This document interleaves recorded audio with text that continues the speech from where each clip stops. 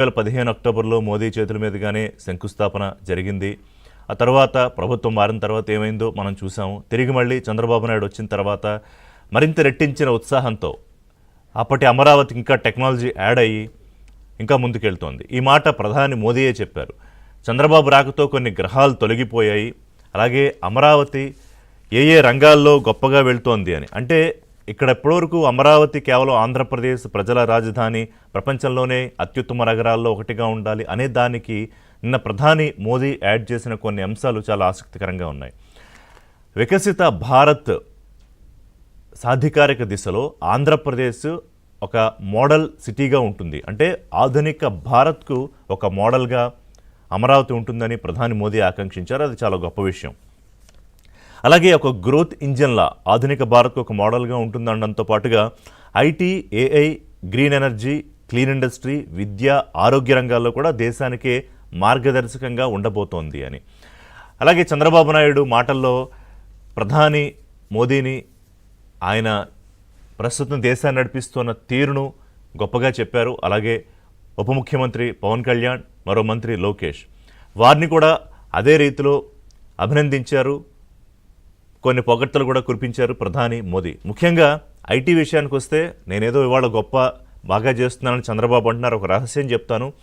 నేను ఎప్పుడో గుజరాత్ ముఖ్యమంత్రి అయిన కొత్తల్లో అప్పటికే ముఖ్యమంత్రిగా ఉన్న చంద్రబాబు నాయుడు ఆయన అభివృద్ధి ప్రణాళిక, ముఖ్యంగా ఐటీ రంగంలో ఆయన దూసుకెళ్తున్న తీరు అధికారులు పెట్టి మరీ అబ్జర్వ్ చేయించేవాడిని.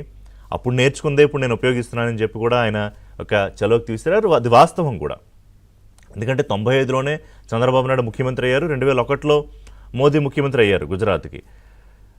ఒక రకంగా చూసుకుంటే అందరికన్నా సీనియర్ మోస్ట్ పొలిటీషియన్ చంద్రబాబు నాయుడే. అప్పట్లో ఎన్డీఏ కన్వీనర్గా కూడా ఉన్నారు. అంటే వీళ్ళందరికీ ఒక రకంగా హెడ్, ఎన్డీఏలో ఉన్న వాళ్ళందరికీ కూడా. సో ఇంకా చాలా అంశాలు మాట్లాడుతూ 5 ఏళ్ల విధ్వంసాన్ని దాటుకుని మళ్లీ రాజధాని పనులు పునఃప్రారంభించుకోవడం రాష్ట్ర చరిత్రలో నిలిచిపోతుందని చంద్రబాబు నాయుడు అన్నారు. ఎందుకని? ఇప్పుడు నిన్న ఆహ్వానానికి గౌరవంగా మాజీ ముఖ్యమంత్రి కదా అని జగన్మోహన్ రెడ్డికి ఆహ్వానం పంపారు. ఇప్పుడే కాదు, మీకు గుర్తుంటే గతంలో అమరావతి ప్రారంభోత్సవానికి ప్రధానమంత్రి వస్తున్న సందర్భంలో కూడా అప్పటి ప్రతిపక్ష నాయకుడిగా ఉన్న జగన్మోహన్ రెడ్డికి ఆహ్వానం పంపారు ముఖ్యమంత్రి. స్వయంగా మంత్రులు వెళ్ళారు. సరే, ఆయన అందుబాటులో లేకపోతే ఆహ్వానం ఇచ్చేసి వచ్చారు. అప్పుడు కూడా ఆయన రాలేదు. అప్పుడు లేఖ రాశారు. ఆయన ఏమంటాడు? ఆయన 3 పంటలు పండే భూములు కొట్టేస్తున్నారు, అందుకే నేను రాను అని ఆయనే చెప్పాడు. అసెంబ్లీలో ఎన్ని వేల ఎకరాలు కావాలి, అన్ని వేల ఎకరాలు కావాలి అని. అలాగే ఇప్పుడు కూడా చాలా స్పష్టంగా తేటతెల్లమైంది ఏంటంటే అమరావతి అనేది అసలు జగన్మోహన్ రెడ్డికి ఇష్టం లేదు. అది ఎంత బ్రహ్మాండమైన నగరంగా వెళ్తుంది, ప్రధాని ఎంత అండదండలుగా ఉంటున్నారు, దేశానికే తలమానికంగా, ఇంకా మాట్లాడితే ప్రపంచంలోనే గొప్ప నగరాలుగా ఒకటి ఉంటుందని అందరూ చెప్తున్నా కూడా ఆయనకి, ఆయన వర్గానికి, ఆయన బ్యాచ్కి ససేమరే ఇష్టం లేదు. అందుకే ఆయన రాలేదు. ముందు రోజే బెంగళూరు వెళ్ళిపోయాడు. వచ్చుంటే ఈ అమరావతిలో బ్రహ్మాండమైన నగరం తాలూకా మొదటి అడుగుల్లో ఆయన కూడా భాగస్వామిగా ఉండేవాడు. ఎందుకంటే ఇది చరిత్రలో ఉండిపోతుంది చంద్రబాబు నాయుడు చెప్పినట్టుగా.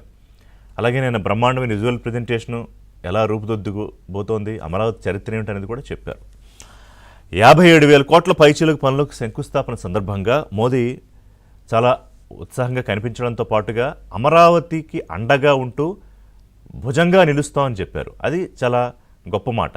అయితే కొన్ని విమర్శలు లేకపోతే కొన్ని సూచనలు కూడా వస్తున్నాయి. ఖచ్చితంగా మనం చర్చించుకోవాల్సింది ఏంటంటే కొంత కాంక్రీట్గా ఇంత ఇస్తాము అమరావతికి, అభివృద్ధిలో మేము భాగస్వామిగా ఉండాలనుకుంటున్నాం. ఎందుకంటే కేవలం ఇది ఆంధ్రప్రదేశ్కే కాదు, మోదీ చెప్పినట్టుగా భారతదేశం తాలూకా జీడిపిలో అమరావతి ఒక కీలక పాత్ర పోషించబోతోంది.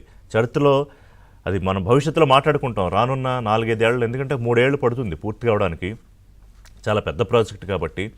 అలాగే దాంతోపాటుగా మరో 8-9 వేల కోట్ల అభివృద్ధి పనులకు కూడా శంకుస్థాపన చేశారు. ముఖ్యంగా నాగాయలంక మిసైల్ టెస్టింగ్ వ్యవహారానికి సంబంధించి, అంటే దేశ భద్రతకి రక్షణకి సంబంధించిన వ్యవహారానికి సంబంధించి కూడా.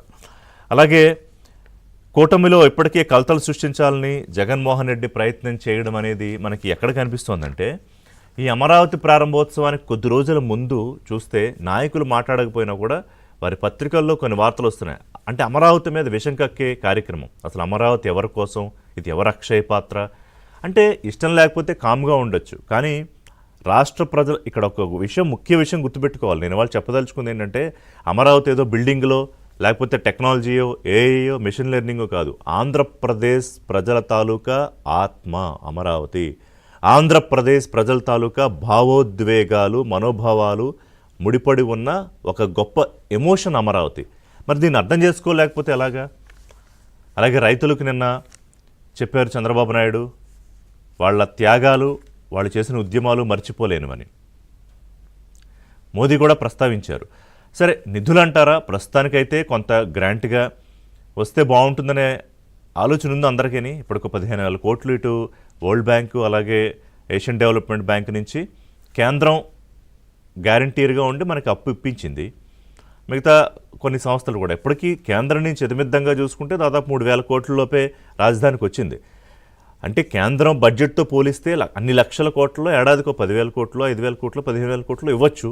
మరి ఇంకా దానికి సంబంధించి ఏమన్నా చంద్రబాబు నాయుడు వెళ్ళి అడుగుతారా, ముఖ్యమంత్రి ఉప ముఖ్యమంత్రి కలిపి ప్రధానమంత్రిని రిక్వెస్ట్ చేస్తారా అనేది మనం చూడాల్సి ఉంది. ఎంతో కొంత వస్తే తప్ప దాదాపు 3-4 ఏళ్లలో ఇంత పెద్ద ప్రాజెక్టు. అలాగే నేను చాలా సందర్భాల్లో మీకు చెప్తాను, చంద్రబాబు ఛాలెంజ్ పర్యాయపదాలని. అదే మాట నిన్న మోడీ కూడా చెప్పారు. అంటే అతిపెద్ద ప్రాజెక్టులు, అంటే హయ్యర్ స్కేల్ ఉన్న ప్రాజెక్టులు తీసుకుని దాన్ని సక్సెస్ఫుల్గా ఇంప్లిమెంట్ చేసి ఫినిష్ చేయడంలో చంద్రబాబు నాయుడుకు ప్రత్యేకత ఉంది. నేను ఇది అతను మొదటి నుంచి, ఆయన ముఖ్యమంత్రి అయినప్పటి నుంచి గమనిస్తున్నానని కూడా మోదీ చెప్పుకొచ్చారు. సో ఇవాళ దేశంలో, ప్రపంచంలోనే ఒక ప్రఖ్యాతి చెందిన ప్రధానిగా మోదీ ఉన్నారు. 3వ స్థానంలోకి దేశాన్ని తీసుకెళ్లబోతున్నారు ఆర్థిక రంగంలో. అలాగే విజనరీ లీడర్గా ఉన్న చంద్రబాబు నాయుడు 4సారి ముఖ్యమంత్రిగా ఉన్నారు. 25 ఏళ్ల పాటు రాజకీయం చేస్తాను ఎవరు ఎదురొచ్చినా కూడా అని ప్రతిపక్ష ఓటు చీలిపోకుండా కూటమిని ప్రధానంగా భాగస్వామిగా ఉన్న కూటమిలో ఉన్న పవన్ కళ్యాణ్ ఉన్నారు. యూత్కి ఒక ఇన్స్పిరేషను, ఆస్పిరేషనల్ లీడర్గా ఉన్న లోకేష్ ఉన్నారు. సో వీళ్ళందరూ భాగస్వామ్యంతో ఖచ్చితంగా అమరావతి అనుకున్న విధంగా రూపుదిద్దుకుంటుందనడంలో ఎటువంటి డౌటు లేదు. కానీ నిధుల విషయంలో కూడా మనం మాట్లాడుకోవాలి. ఎందుకంటే ఇది చాలా పెద్ద ప్రాజెక్టు. ఇందులో కార్పొరేట్లు కలిసి రావాలి, ప్రజలు కలిసి రావాలి, ఎన్ఆర్ఐలు కలిసి